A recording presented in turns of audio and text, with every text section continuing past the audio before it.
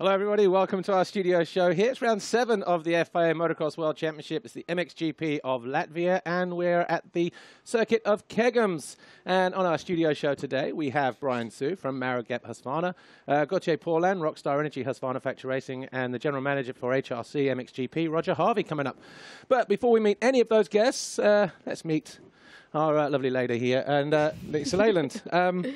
We've had a weekend off. Did you enjoy it? Yeah, it was pretty peaceful, quite peaceful compared to most cross event. But I'm regrouped and I'm ready for Latvia now. Another action-packed weekend of MXGP and European. Absolutely, yeah, and a lot of positive comments about being here in Riga and the track, and it's actually one of my favourites. Good. Like it's a very nice area. Yeah. Very nice. And we're blessed with good weather as well. But the sun is always shining. It doesn't get dark until about midnight, and then it's bright again at 3 a.m.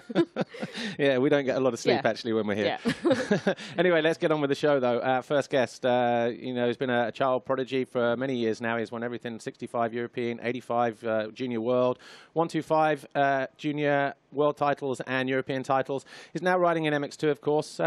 Brian Su from Maragep Husqvarna. First time on the studio show for you. We seem to have had quite a few of those this year, but how is it for you? How are you feeling coming into Latvia, round 7? Actually, it's feels good. About the weather is good too, and the track is good. So I just try to go into the pace of the races and just try to be consistent. So. Okay, and obviously, I speak to you quite a lot when we see you at the races, but because you're new to MX2, you maybe not so many people know who you are, even though you've got great success from winning those European titles at youth level and the junior titles, of course.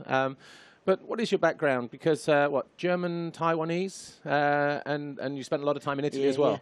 Yeah, I was born in Germany, and when I was very young, we moved to Taiwan, and I grew up in Taiwan. And some years later, we moved to Italy. So we actually lived in Italy. So. And spent quite a lot of time there. Yeah. And you can speak about 50 languages as well, can't you? 5 languages. 5. Yeah. And are you still at the Cremona International Music School? So you've got a background in music, haven't you? Yeah. Till last year. So I was going in the school there. I really liked it because the school is very international. Like the Americans from all around the world, Chinese, So it's very different, and to know the culture, also with the violin. So it's very interesting. Because you played the violin, but it wasn't just playing, was it? It was just the background and building the equipment and everything. Yeah, that's my father's job. So like build the violins there. So not only playing it, to build it too. So because you look on social media, look on your website. You're on Instagram as a violin rider as well. So I'm sure we've seen the videos in the past with you playing and this kind of thing. But as Lisa just said, it's not just about the music, is it? It's the whole thing, understanding the instrument, the building process, having to tune it to be able, so you need to be able to play it, read music, and everything. It's quite in depth. Yeah, it's like you have to be like one thing, Like if you play the music, it's not just playing it, and then you must have the feeling and the rhythm, the precision. It's just the same on the bike, So it's kind of helping me for the bike to be precise and with the rhythm. And with the focus, so it's very. You have to be in tune. Yeah. It was okay. It was quite funny for you, Paul. No. But in terms of being at the music school, were they quite strict in terms of giving you time off? Did you have to be there more? Because we see kids now, they're riding, they go training during the week, they're homeschooled. Very different for you. Actually, I was like the most famous in the school. Okay. But the teachers, like everyone else, they understand what my profession is. So, but still, when I didn't go to school, they couldn't do anything. So I was missing too much, and I had to finish the school because also when I'm in the school, many other riders, they're just training. Sure. So you kind of get left behind if you're not careful. Yeah, but it worked. This year you're riding the Husqvarna Maragep. How are you finding the Husky? Very good, actually. I love the bike. For me, it's just like 125 how I handle it, and Obviously, you didn't do the first 4 flyaway races. You came into the championship round 5. So how was it arriving in Trentino, knowing that the other guys had had the first 4 rounds, they'd got quicker with each race, and you're coming in almost blind, not knowing where you fit in? Was that difficult? No, I just go into the race, and I know what I do, and just do my best. I'm there for just be consistent, and then, you know, I felt actually really good. I didn't know where I was. I just didn't care. Just try to do my best. So it's it was okay. Challenging. So yeah, I mean, Valkenswaard should have been your best ever MX2 finish had it not been for a crash with Thomas Kier Olsen. So kind of just tell us a little bit about what happened there. Yeah, the crash there, or yeah, with your weekend really. Yeah. Well, this is it actually coming up. So we have some action here, and I think it's probably about 20 seconds, 30 seconds away from here. But you're running good at this point in 4th. Well, I look good. Yeah. Yeah. I mean. Yes, you do. I mean, sand is not really my style, but as I get used to it, and I'm getting, I'm liking it. Yeah, more confident. So more confident. Yeah. I just had a good start, and then tried to keep the speed I have. Actually, I had the speed, so yeah, if I had more luck, it would have been much better. How do you see the incident here? I mean, I'm sure you've watched it, but in 2 corners time, were you in the right? Was he in the wrong?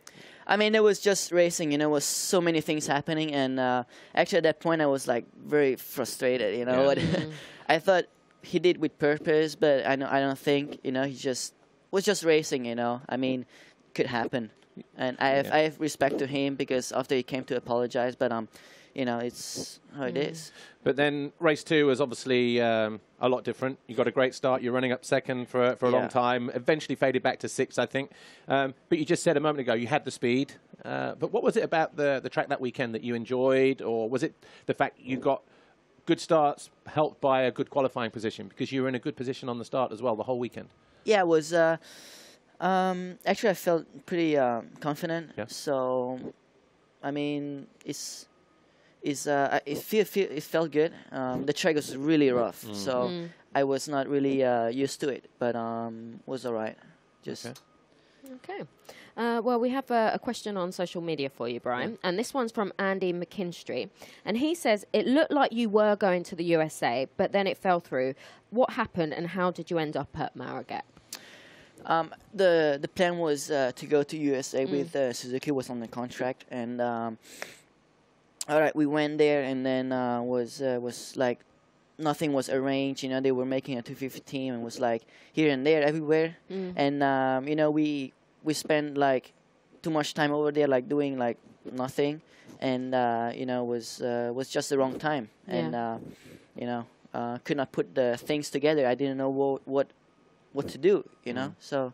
And how did the Maragap thing come about then? Have you known these guys a long time, or is it just a new team built around you? Yeah, we've knew Maragap team for some years, and I've seen that they have a good bike, good suspension set, and I have like what I need, what I want, and it feels good to have what I want, you know, and that's how the results comes on the track, you know. Yeah. Okay. Well, look, we are out of time, but hopefully it wasn't too painful for you.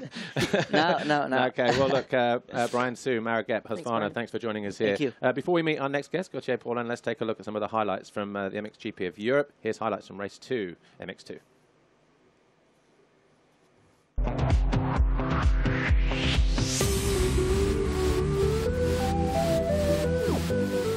MX2, race 2. Charging down into turn 1, it was Jorge Prado this time, with his 4th foxhole shot of the year, but it wasn't to last long for the Spaniard. He came out of the second turn and turned right over the first jump. It looked worse than it was. He actually landed in a clearway. He did remount, but he would not score points. Julian Lieber was second, but then got hit from behind by Brian Su. It was rider error from the Belgian, and he would pick himself up but would go straight back to the paddock. Jeremy Seawer had a much better start this time, so too did Conrad Muse, but then the young Brit fell from 4th position. He would remount, but he too would fail to score points in the second race. Jeremy Seawer got alongside the American, Darian Sanai, on the Monster Energy DRT Kawasaki. That pushed him down to 4. And it wasn't long before Petr Petrov came through on his Monster Energy Kawasaki in what was a good ride for the Bulgarian back from injury. Brent van Donink again on the Khmer Yamaha was putting in a good showing, but another bad start for the Belgian meant he was having to carve through the field once more. Thomas Covington had one crash too many that left the bike a little bit second-hand, and a dejected American walked disconsolately back to the pits. His race was done. Brian Sue was having a fantastic ride on the Maraget Husqvarna. The number 81 eventually had to yield that second position to Jeremy Seewer at about the halfway point of the race. Brent van Donink once again put in another spirited ride in front of his Belgian fans, and of course the many Dutch fans as well. Got himself in third with that pass on Brian Sue, who is certainly a start in the making. Thomas Kjær Olsen also found his way through, as did Hunter Lawrence in the closing stages. Brian Sue would eventually come home in 6th.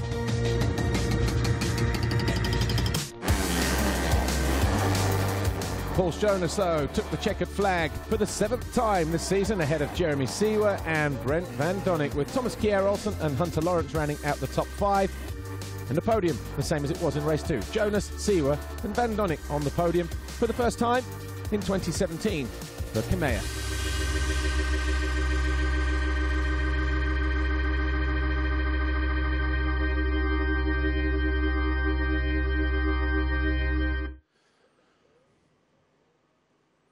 Some of the highlights then from MX2 Race 2 Valkenswaard just a couple of weekends ago. Our next guest is here, though, Gauthier Paulin, Rockstar Energy Husqvarna Factory Racing. Great to see you, Gauthier. Before we talk about Valkenswaard, congratulations, by the way, on that Grand Prix victory. How are you finding the championship so far? We've had 6 rounds. We're at round 7. How are you finding your new surroundings, I should say, at Husqvarna, first of all? I feel good, I think the championship is going quick. Actually, we are here in Latvia round 7 already, and we've been out overseas racing, which took time, but went really quick. And I'm feeling good, I'm in the game where I want to be. I've been stepping up every round, a bit, and feeling healthy. This is the main thing, feeling good with the Husky. This is what I love, riding the dirt bike. And yes, we need to keep on working hard. You chose to stay in Europe this year during the winter. Was that a big decision to make? And why did you choose to stay in Europe instead of going to the US like you have done previously? No, it wasn't a hard decision to make. Was I signed for Rockstar Energy Husqvarna Factory Racing, and the team it's really close from me.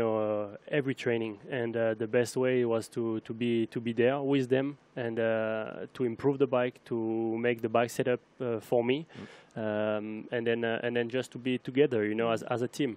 And before I couldn't do it, so it's why I chose, to have the best condition for training. And but this year, the best condition were to stay in Europe and improve training after training. This is what we have done because we don't have so much time, to get ready. First GP start early, and because it's in Qatar, then the bike needs to be sent early also. So it's a tough challenge, but we did it, and now we need to continue. Yeah, and your 4th place in Patagonia in race 2 were perhaps the first signs that you were feeling more comfortable with the bike, with the team. Would you agree with that? Actually, the first time I was feeling good was in Qatar, because yes, I couldn't be like having the result I wanted, because a bit need to be more in the rhythm, needs to be more confident, needs to know a bit more about the bike, about how everything goes, and also the start. And I managed only to have a good start in quali race, which my quali race was good, but was only 20 minutes. And then during the Sunday was a bit more tough, so I finished like 5th and 6th. But it's true that going to Patagonia, coming back, being really forced for actually close from a 2nd place. Yeah. Because we were all like there together. And it's true that step by step, I felt that was coming, and I was feeling good also on training. So this was the beginning. Well, then you followed it up with 2/3 for your first podium in Lyon. Was that just a huge sense of relief for you and the team? Yes, kind of. I wasn't really expected, you know, to be like, oh, the first podium would be like so good. Like it wasn't really. My goal was just a step forward, you know, being on a podium. And second moto, I wasn't so happy about myself because I couldn't. You know, when you start being better, then soon the racer come out from you, you know, and. Yeah. And then, okay, Geyser and Caroli were up front, and I couldn't be fighting with them. So then I was happy with podium, but the next step I was already looking forward for the next step. And then we went back in Europe and be training back again. And Arco di Trento was far from what I was expecting. But anyway, it is like this. I'm just getting Grand Prix after Grand Prix and doing my best. Well, let's talk Valkenswaard then. Big weekend, big result as well, especially that first race, start to finish win. But it wasn't easy, though, was it, by any means? It was still very, very tough, as we see from some of the clips here. Tell us about that first race, first of all. First race, the perfect race. I got the all shot and managed to stay up front all the moto and with good control, no mistake, trying to be economic on my riding because second moto it's always a tough one. You know, you win a GP with two good motos, not only with one. So when I was on the lead, I didn't try to be like up front like crazy and be with all the adrenaline you have when you can do something good. So it was the first step, and then I did it strong with the second moto, finishing second too. So yeah, I was happy about what we did. This first one, Jeremy was getting close in the final stages, but you just managed to hang on. Like I say, I guess, you know, relief. Wasn't expecting it to come maybe so early, but you've got a good history around Valkenswaard anyway, having won there a couple of years ago. But and I've been injured also there. Sure, yeah. Years ago. And then obviously the second, okay, 50-50. Yeah. And then the second moto, a good solid ride. You looked comfortable during the whole race, and then you stepped it up in the last 10 minutes, got the result you needed to win your first GP with a new team. You know, that's always special, isn't it? Because there's a lot of expectation when you go to a new team, and then to do it so early, round 5 or whatever, round 6. You know, like I say, talk us through that. Yes, you know, we felt that this was coming because we are training hard and training the racing pace. You know, it's not only training and then going to racing and see what the race is gonna bring.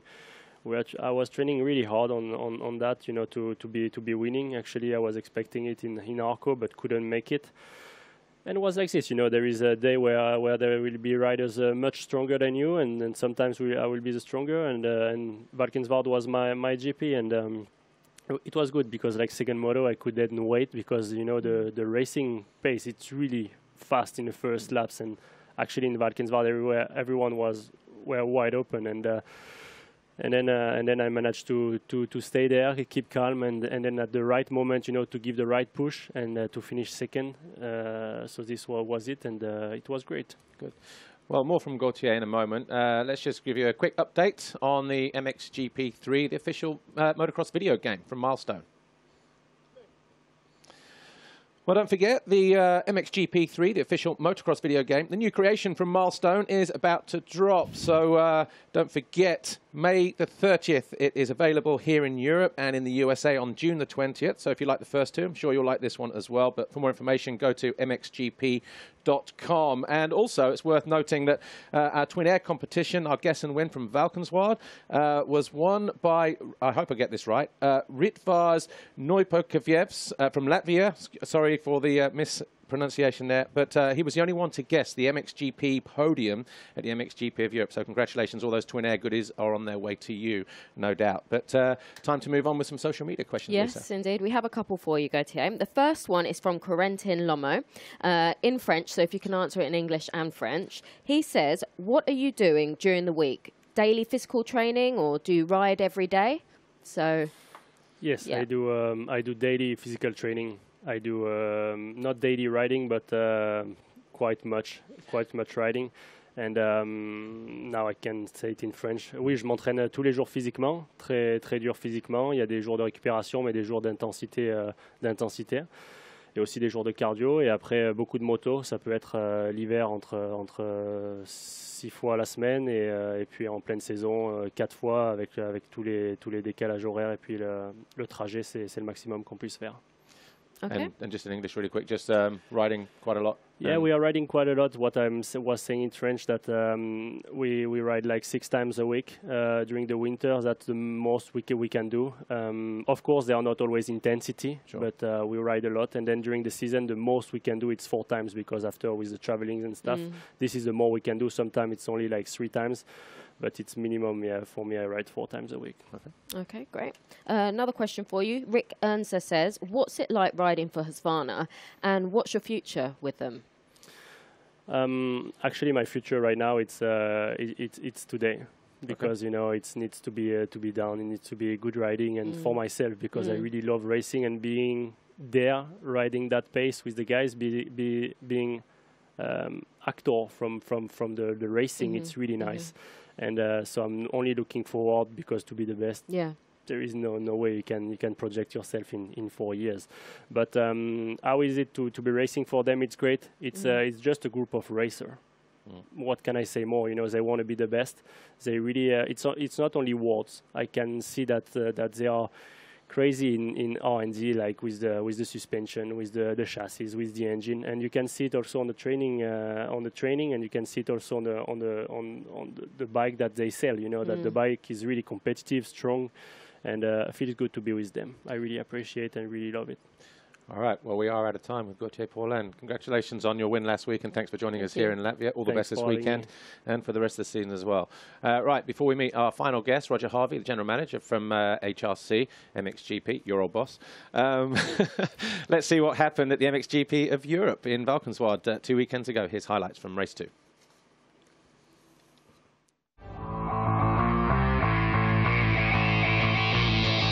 Visibility problems kept Cairoli from advancing further than 9th in race 1, but he made sure that he had a clear vision in race 2 as he raced to his 3rd Foxhole shot of 2017. Gauthier Paulin was in 5th behind the 2 Yamahas of Van Horebeke and Romain Febvre. He quickly dispatched of the former world champ as he went after Van Horebeke in 4th. Cairoli got his head down, trying to disappear at the head of the field. With Paulin in 3rd, Jeffrey Hurlings was starting to make his intentions clear as he went after Romain Febvre and Arminas Jasikonis, but the 2 riders made it difficult for the 84 on the Red Bull KTM. Hurlings would pass, get repassed on several occasions by Romain Febvre, who was having a hard time at his home round. He thought he made the pass stick for a 4th time. Again, Febvre battled back and refused to give up the 6th place that they were fighting over. Paulin was 3rd, Geiser 4th. Eventually, Hurlings did find his way through, and that was the key that unlocked his race. He charged down past Geiser to get himself into 5th position around the halfway mark, and then went after Gauthier Paulin and Jeremy Van Horebeke. Van Horebeke was 3rd on the Monster Energy Yamaha. Paulin, all of a sudden, decided it was time to go. He hooked 2nd on the Rockstar Energy Husqvarna and started to leave Hurlings on the Red Bull KTM in his wake to deal with the challenge of Geiser on the HRC Honda, although it was very brief. Paulin charged down the inside of Van Horebeke to get himself into 3rd, and then went after Bobryshev. And in quick succession, he picked 2 riders off to get himself into 2nd as Hurlings continued to fight on for a podium position. Van Horebeke slipped up on the final lap. Eventually came home in 5th, just behind Geiser. But it was Tony Cairoli who was in form once again, like he was at Trentino. He came over the line to take the win, but it wasn't enough for him to get on the podium this weekend in Holland. Gauthier Paulin's 2nd position earned him the Grand Prix victory. Jeffrey Hurlings came home with 2 3rd places, and that was good enough for 2nd overall. The first visit to the podium for the Red Bull KTM rider, edging out Jeremy Van Horebeke on the Monster Energy Yamaha. But for Paulin, it was his first win since he won here back in 2015. It's Husqvarna's first ever victory around Valkenswaard. Geiser continues to lead the championship by 14 points, so Paulin is now up to 3rd. Next stop is Latvia.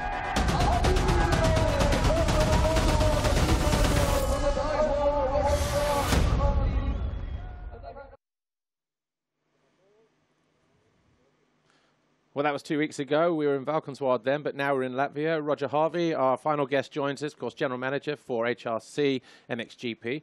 Welcome to our studio show, Roger. Thank you very much. Before we go anywhere, though, first of all, your thoughts on how the MXGP Championship is shaping up in 2017 as we near the halfway point of the season. Yeah, that's quite amazing, isn't it? Near the halfway point. I just surprised.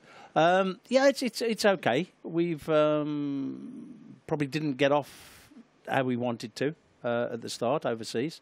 Tim wasn't quite well, to be honest, so he missed a little bit of time on that.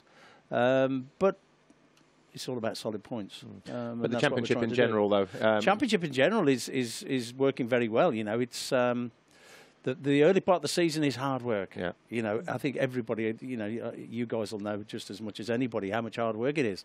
But it's produced some good racing. Indonesia, there's nothing you can do about that. That's racing. Get on with it. But like, yeah, it's worked out well, and I think it's been well received, and we've had some great racing. Yeah. Man, not enough red at the front, but great racing. But from HRC side, it's been a fairly solid start, hasn't it? Both guys are in the top 5. Tim's leading, Bobby in 5th. Yeah, like I just said, Tim started off, he was ill, and that affected us on the first 2 Grand Prix. Then he's picked it up, and he's got solid points, and he's riding really sensibly, actually. Remember, he's only 20 years old. Yeah. That's what we tend to forget a little bit.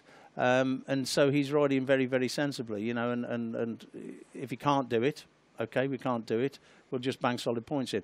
Bobby has been strong, but then Valkenswaard hit a bit of a wall. We know why, you know, we had tests after that, and we found out a small issue with the body. It's the same as a bike, isn't it? You know, there's a small issue in the body or a small issue in the bike. Sure.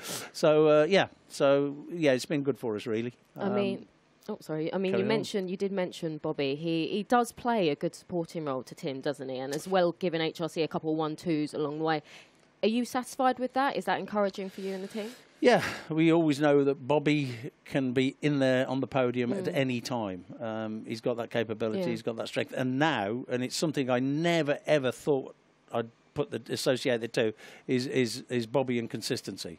You know, I'd never, in his early career, I'd never put them 2 words together. But he's pulling consistency out, and like I say, Valkenswaard was a bit of a hiccup for him. So he's a good asset, isn't he? A great asset. Yeah. You know, it's good to have him in there, and you know he's going to give you 110% every race, you know. So, yeah, we're pleased with the way Bobby's performing, and, of course, Tim. Okay, well, we head to Russia in June. How important is that for Honda HRC and also for MXGP, do you think? I think it's good for MXGP. Russia is not a massive market for us as Honda. So, you know, but to introduce the sport out there, and of course having a Russian rider on your books, you know, it's going to draw a lot of people, a lot of interest. So, yeah, we're looking forward to it. It's going to be a different event. It's we haven't been there since 2012, when we were last there. So, you know, it's good to be going back. And like I say, with Bobby on the books, you know, we'd expect a fair bit of support for him. Yeah. Although you say locally, you know, he is a million miles away from me, you know. Yeah, it's like Boutron, Spanish GP is 900k from anywhere. He's in Cadiz, right? Exactly. It's almost in the ocean. Yeah. We just saw their footage from Patagonia with both guys doing that 1-2 in the second motor. Of course, Tim took over the championship leader's red plate. Yes. Still has a points lead. Yes. How's he dealing with the pressure of defending the championship? Because he's never had to do that before, has he? No. Never had to defend. No, he's not been in that situation. But to be honest, it isn't really affecting him. You know, he's riding how he should be. He's just letting it be solid. He's just doing what he can. You know, so you would say to defend the championship, he's doing everything pretty well right. You know what we're pleased with. We see as well in a bit. He's obviously still very, very popular with the fans. Slovenia, just over the border from Italy. Just, you know, came up against a very phenomenal Tony Cairoli on that day in Trentino. But absolutely. What about Valkenswaard? He was a bit wobbly there. Yep. But then so too was Tony Cairoli. He also buckled. Yeah. How would you look at that last week? Would you look at it as a opportunity lost for Tony, or that little bit of luck for Tim? That's what happens in racing, you know. Because both guys missed the podium that day. Yeah, it's very, very difficult to hammer the results, both races, every week. Yeah. So, like with Tony just doing what he did in race 1, and then being quite amazing in race 2.